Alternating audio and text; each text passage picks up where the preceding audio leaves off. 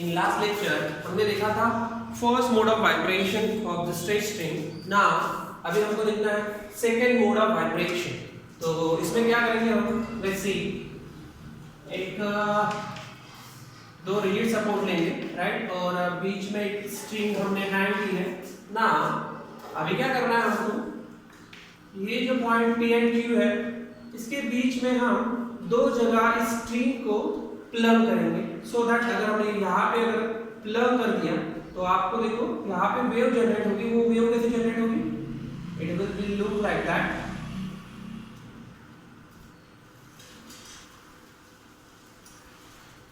ऐसी wave generate होगी, right, थोड़ा बराबर निकाल लो, ऐसी वेव जनरेट होगी। तो यहाँ पे देखो फर्स्ट वाइब्रेशन में, फर्स्ट मोड ऑफ वाइब्रेशन में हमें वन लूप मिला था ना, अभी हमको मिले हैं टू लूप्स, राइट। तो यहाँ पे जो वेव जनरेट होगी उसकी फ्रीक्वेंसी हम n1 से शो करेंगे, एंड यहाँ पे जो वेव जनरेट हो रही है उसकी वेवलेंथ हम लैम्डा से शो करेंगे। लास्ट टाइम हमने n एंड लैम्डा लिया था, यहाँ पे सेकंड मोड है, दैट्स व्हाई हमें चेंज करना पड़ेगा। तो late n1 and lambda1 be the frequency and wavelength of wave on string, right? Okay. Now अभी हमें लेंथ ऑफ स्ट्रिंग फाइंड करना है। तो लेंथ ऑफ स्ट्रिंग हम L1 बोल देंगे, right, sorry, length of string L बोल देंगे। तो length of string in terms of wavelength हमें लिखना है, ठीक है। तो length of string in terms of अगर वेवलेंथ हम लिखेंगे तो यहाँ पे देखो टू लूप यानी वन वेव होता है, ठीक है। टू लूप यानी वन वेव, तो इसकी जो वेवलेंथ है वो कितनी होगी, हम λ1 से शो कर देंगे, राइट, क्योंकि पूरी वेव है, दैट्स व्हाई λ1, राइट। पिछले बार हाफ वेव थी, दैट्स व्हाई हमने λ/2 लिखा था ना। अभी टू लूप है मींस वन वेव है, that's why length of string is equal to λ1। तो हमें मिला लेंथ ऑफ स्ट्रिंग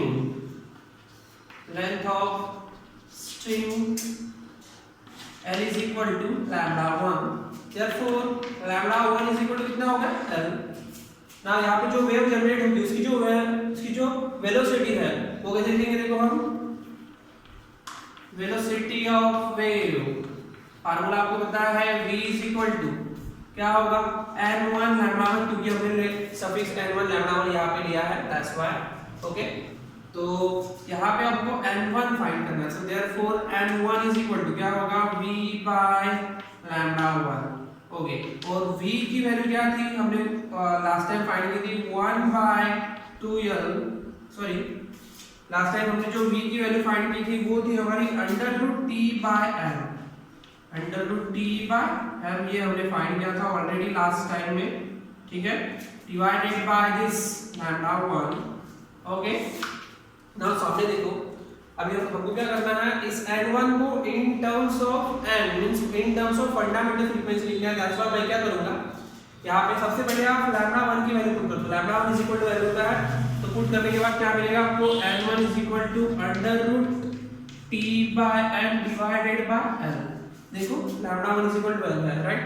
नाउ इस n1 को हम इन टर्म्स ऑफ n लिखेंगे, फंडामेंटल फ्रीक्वेंसी लिखेंगे, तो क्या होगा n1 is equal to, just आपको क्या करना है, डिवाइडेड और मल्टीप्लाई बाय 2 करना है। सो क्या होगा, देखो 2√t/m डिवाइडेड बाय 2l। मैंने क्या किया है, जस्ट मल्टीप्लाई डिवाइडेड बाय 2 किया है। तो यहाँ पे देखो ये वाला जो पोर्शन है ये है हमारी फंडामेंटल फ्रीक्वेंसी, राइट। तो क्या लिखेंगे हम, n1 is equal to 2 into ये हमारा फंडामेंटल फ्रीक्वेंसी है, दैट इज l, ओके। तो हमें क्या पता चला कि नेक्स्ट वाइब्रेशन में, सेकंड मोड ऑफ वाइब्रेशन में जो फ्रीक्वेंसी है n1, it is 2 times n, यानी मैंने आपको बोला था कि स्ट्रिंग वाइब्रेशन में आपको जो फ्रीक्वेंसी मिलती है वो कौन सी मिलती है, n, 2n, 3n, ओके, हमको 2n मिल चुका है। सो ये जो फ्रीक्वेंसी है in the second mode of vibration, ये है हमारी second harmonics and first overtone. So this is second harmonics, okay, and first overtone. Okay.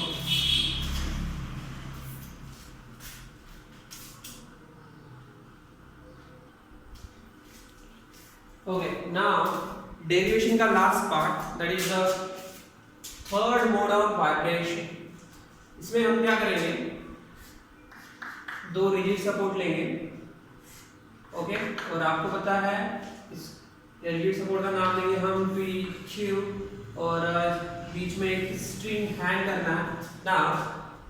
अभी हमने क्या किया था लास्ट टाइम में, दो जगह प्लग किया था ना, अभी हमको तीन जगह प्लग करना है, सो दैट यहाँ पे तीन लूप फॉर्म होगी। देखो कैसे, यहाँ पे जो वेव जनरेट होगी it will look like that.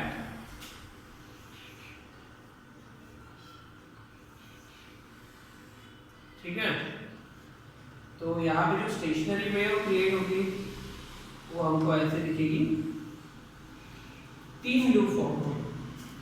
Last time दो लूप फॉर्म हुए थे, अभी तीन लूप फॉर्म हुए। तो यहाँ पे जो वेव जनरेट होगी उसकी फ्रीक्वेंसी हम अभी लेट n2 से शो करेंगे फ्रीक्वेंसी, एंड यहाँ पे जो वेव क्रिएट होगी उसकी वेवलेंथ हम λ2 से शो करेंगे। So let n2 and λ2 be the frequency and wavelength of wave on string, right? यहाँ पे लेंथ ऑफ स्ट्रिंग अगर हमको फाइंड करना है, लेंथ ऑफ स्ट्रिंग जो कि हम डिनोट करेंगे L से, वो क्या रहेगा, देखो L is equal to in terms of wavelength, means in terms of λ2 हमें लिखना है। तो क्या होगा, ये दो लूप यानी वन वेव होता है, और ये हाफ लूप यानी हाफ वेव, यानी क्या होगा, देखो सबसे पहले λ2 रहेगा इसके, इस पोर्शन के लिए यानी एक वेव के लिए, एंड हाफ वेव के लिए प्लस λ2/2 हमें करना पड़ेगा, राइट, क्योंकि ये फुल वेव है दैट्स वाई λ2, हाफ वेव है दैट्स वाई λ2/2, करेक्ट है। यानी कितना होगा, ये होगा हमारा 3λ2/2, 3λ2/2, राइट। तो यहाँ पे देखो हमारा जो लेंथ ऑफ स्ट्रिंग आया है वो आया 3λ2/2, तो कितना होगा 3λ2/2 हमने लिख लिया है ना। यहाँ से हमको λ2 फाइंड करना है, तो क्या होगा, therefore λ2 is equal to this 2l divided by 3, correct है। ओके, नाउ यहाँ पे जो वेव जनरेट हुई है उसकी जो वेलोसिटी रहेगी वो क्या रहेगी, velocity of wave, velocity of wave v is equal to, formula क्या रहेगा, इन टर्म्स ऑफ n2 λ2 रहेगा। इस टाइम n2 हमें फाइंड करना है, हर बार हमें फ्रीक्वेंसी फाइंड करना है, सेम प्रोसीजर हम फॉलो कर रहे हैं। n2 is equal to v by λ2, correct है। ओके, नाउ v की वैल्यू पुट करना है, यहाँ पे v की वैल्यू आपको पता है √t/m था, और λ2 की वैल्यू कितना है 2l/3, करेक्ट है। ये 3 ऊपर चला जाएगा तो क्या होगा, n2 is equal to 3√t/m divided by 2l, right. अभी ये यहाँ पे देखो, ये जो पोर्शन है ये हमारी फंडामेंटल फ्रीक्वेंसी, करेक्ट है, यानी इसकी जगह हम n लिख सकते हैं। तो क्या होगा, remaining part n2 is equal to 3n, okay, यानी सबसे पहले हमें n मिला, फिर दूसरी मोड ऑफ वाइब्रेशन में हमें 2n मिला, now third mode of vibration में भी 3n। अगर हम फोर्थ मोड ऑफ वाइब्रेशन करेंगे यानी यहाँ पे 4 लूप आएगा, तब यहाँ पे होगा 4n, यानी हम कंटिन्यूअसली हमें फ्रीक्वेंसीज मिलती जा रही है n 2n 3n। यही हमको प्रूव करना था कि स्ट्रिंग वाइब्रेशन में all the frequencies are present. Okay, तो ये जो 3n रहेगा वो क्या रहेगा, हमारा third harmonic, so this is third harmonics, and कितना, कौन सा overtone, second overtone, okay, and यहाँ पे लास्ट में लिखना है आपको, so therefore all the harmonics are present in the string vibrations, okay, right।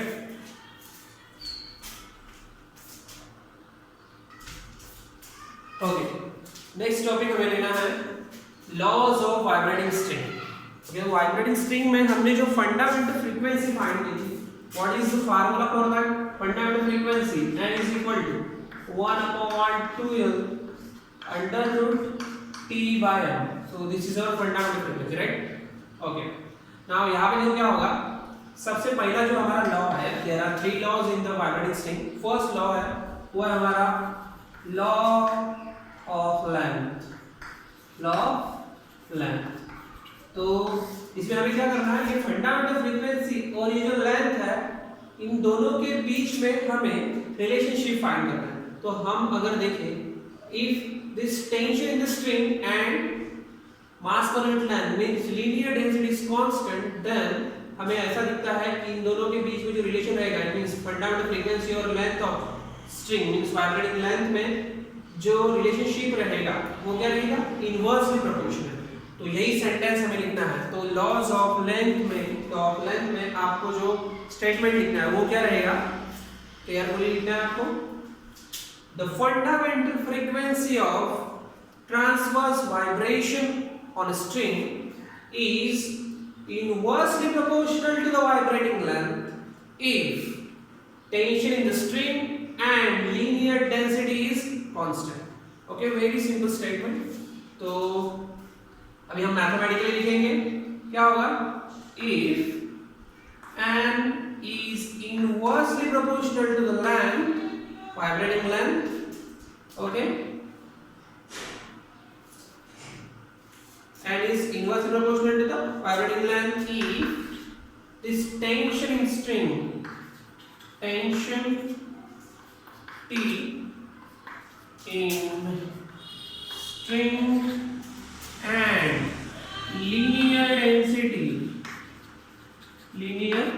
density small m is constant. Okay, very simple statement. The fundamental frequency of vibrating string is inversely proportional to the vibrating length if tension in the string and linear density of string is constant. तो यहाँ पे देखो, यहाँ पे equal to sign अगर लाना है तो क्या होगा, this n is directly is equal to some constant into 1/L होगा, करेक्ट है। ये L इधर ले लो, क्या होगा फिर, NL is equal to constant means the product of frequency and vibrating string is constant. means अगर आप दो सेटअप लो वाइब्रेटिंग स्ट्रिंग के, तो फर्स्ट सेटअप के लिए फ्रीक्वेंसी हम n1 शो करके उसकी लेंथ L1 रहेगी, सेकंड सेटअप के लिए फ्रीक्वेंसी n2 लेते हैं और vibrating length L2। So for that क्या आएगा सामने, अगर आपने दो सेटअप लिए हैं, n1 L1 is equal to n2 L2, अगर थर्ड सेटअप लेंगे तो क्या होगा, n3 L3 ऐसा चलते जाएगा। मींस फ्रीक्वेंसी एंड लेंथ का मींस वाइब्रेटिंग लेंथ का जो प्रोडक्ट है वो कांस्टेंट रहेगा, करेक्ट है। So this is a constant, right. Now अभी हमें जो नेक्स्ट लॉ लेना है वो है हमारा law of tension. Next law है law of tension, law of tension, right. तो इसमें हमें क्या करना है, फंडामेंटल फ्रीक्वेंसी एंड टेंशन के बीच में रिलेशनशिप फाइंड करना है। तो उसके लिए हमें क्या करना है, सबसे पहले ये length of string is vibrating length and linear density constant रखना है। देन अगर हम n और t में रिलेशनशिप देखें तो क्या मिलेगा, this fundamental frequency is directly proportional to the square root of tension. Fundamental frequency is directly proportional to the square root of tension. Okay, तो हम स्टेटमेंट कैसे लिखेंगे, the fundamental frequency of transverse vibration of string is directly proportional to the square root of tension on the string if vibrating length and linear density of string is constant. Okay, तो mathematically हमें लिखना है तो क्या होगा, this n, this fundamental frequency is directly proportional to square root of tension if vibrating length small l and linear small m is constant, right? Constant. Now अभी यहाँ पे इक्वल टू साइन लाना है तो क्या होगा, n is equal to some constant into root T, ये root T इधर आ जाएगा तो क्या होगा, n by root T is equal to constant. Okay, now यहाँ पे देखो अगर हमने दो सेटअप लिए हैं तो फॉर दो और टू सेटअप क्या होगा, the ratio of n1 by root t1 is equal to n2 by root t2, ये रहेगा ओके. नाउ थर्ड लॉ है, वो है हमारा लॉ ऑफ लीनियर डेंसिटी, वो हमें देखना है.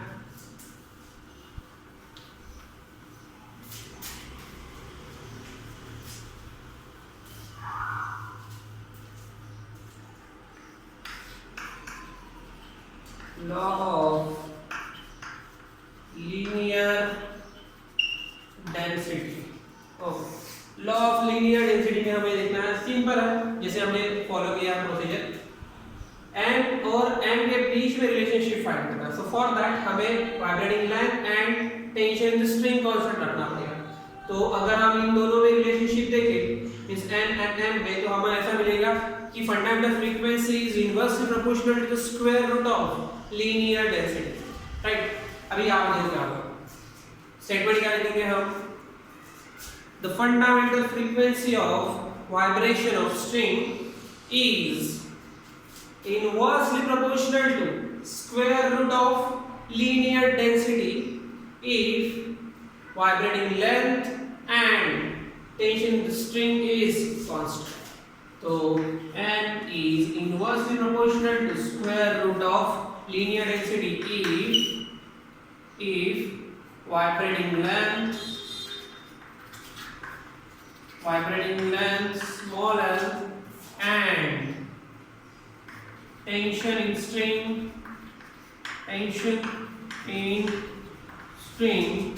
capital T is constant, correct है.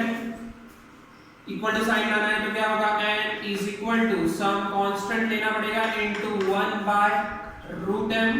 ओके, तो ये root m इधर चला जाएगा, means n into root m is constant. अगर हम दो तीन सेटअप ले तो क्या होगा, n1 under root m1 is equal to n2 under root m2, ऐसा होगा, राइट. नाउ ये जो लीनियर डेंसिटी है, ठीक है, तो लीनियर डेंसिटी को हम कैसे लिख सकते हैं, सपोज ये जो इक्वेशन, इसको हमने इक्वेशन नंबर 1 दे दिया है. सो इफ या फिर आपको पता ही है कि जो हमारा m रहेगा, ये हमारी लीनियर डेंसिटी है. लीनियर डेंसिटी का फार्मूला क्या है, मास पर यूनिट लेंथ है, मास पर यूनिट लेंथ. एंड जो मास है इसको हम डेंसिटी के फॉर्म में लिख सकते हैं, क्योंकि आपको पता है डेंसिटी का फार्मूला क्या है, ρ is equal to mass per unit volume, right. अगर हम मास फाइंड करें तो क्या होगा, ρ इनटू v. तो क्या होगा, mass is equal to ρ into v divided by l. Okay, और अगर हम वॉल्यूम लें, वायर का वॉल्यूम यानी क्रॉस सेक्शन का वॉल्यूम हमें एक्चुअली लेना है, तो जो हमारा वायर है, ओके, वो सिलेंड्रिकल शेप का है, तो वॉल्यूम जो रहेगा वो क्या रहेगा हमारा पाई आर स्क्वायर एल. तो वॉल्यूम v की जगह हम क्या पुट करेंगे, v रो इनटू जो वॉल्यूम रहेगा वो रहेगा pi r square L divided by L. Okay, याद में रखना है कि जो हमारा वायर है वो सिलेंड्रिकल शेप का है, दैट्स व्हाई उसका जो वॉल्यूम आएगा वो आएगा pi r square L. Now this L will get cancel. तो इक्वेशन नंबर 1 में n की जगह हमें rho pi r square put करना है. So equation 1 becomes, okay, equation 1 में हमें n की जगह rho into pi r square put करना है. तो क्या होगा, this n into this rho pi r square is equal to constant. Okay, तो ऐसा पोर्शन आएगा, राइट. मीन्स अगर हम दो सेटअप ले तो क्या होगा देखो, n1 अंडर रूट रो 1 पाई r1 स्क्वायर। ऑब्वियस है फर्स्ट सेटअप के लिए फ्रीक्वेंसी n1 रहेगी, जो डेंसिटी रहेगी वो रो 1 रहेगी, एंड जो वायर रहेगा उसका रेडियस r1 रहेगा, is equal to n2 under root rho 2 pi r2 square. दो सेटअप के लिए, राइट। नाउ अभी क्या करते हैं, if this density of wire is constant, means density constant कब रहेगी, जब उन वायर का मटेरियल सेम रहेगा। If material of wire is same, material of wire is same, तब क्या होगा, देन ये rho 1 and rho 1 is equal to rho 2 हो जाएगा, यानी दोनों की डेंसिटी सेम हो जाएगा। इसको हम सिंपली रो से लिख देते हैं, rho 1 is equal to rho 2 is equal to rho, यानी रो 1 और रो 2 की जगह हमको रो पुट करना है। तो ये वाला जो इक्वेशन है वो क्या होगा फिर, n2 into this rho pi r1 square is equal to n1 होता है यहाँ पे n2 rho pi r2 square, correct है। ओके, यहाँ मतलब क्या क्या कैंसिल होगा, this rho get cancel, this pi get cancel, यानी हमें इन दोनों के बीच में रिलेशनशिप मिल रहा है। यानी कैसा देखो, n1 under root r1 square is equal to n2 under root r2 square, correct है। Okay, this square and root get cancel, square and root get cancel, तो क्या मिलेगा फिर, n1 r1 is equal to n2 और, तो हमें देखो frequency और रेडियस ऑफ वायर के बीच में भी हमें रिलेशनशिप मिल रहा है। So this are the laws of vibrating string. Carefully करना है आपको, this laws of vibrating string is also asked in the exam. Okay, if you have any doubt, okay, mention in the comment and subscribe and like my channel.